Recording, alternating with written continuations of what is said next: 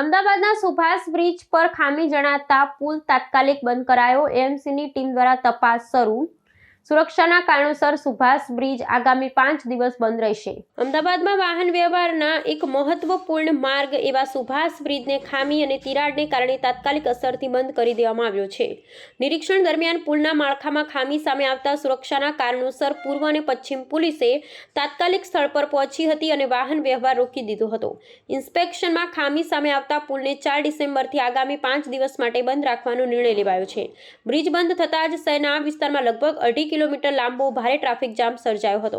ખાસ કરીને riverfront road તરફથી આશ્રમ રોડ તરફ આવતા હજારો વાહન ચાલકો લાંબી લાઈનોમાં ફસાયા હતા, જેને કારણે છેલ્લા 1 કલાકથી લોકો ભારે હાલાકીનો સામનો કરી રહ્યા છે અને સ્થિતિ યથાવત છે.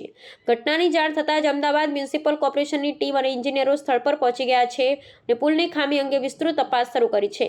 કોર્પોરેશન દ્વારા પ્રારંભિક જાણકારીનો અભાવ રહેતા નાગરિકોમાં પરેશાનીની લાગણી પ્રસરી હતી, પરંતુ હવે પુલનું સમારકામ યુદ્ધના ધોરણે હાથ ધરાશે.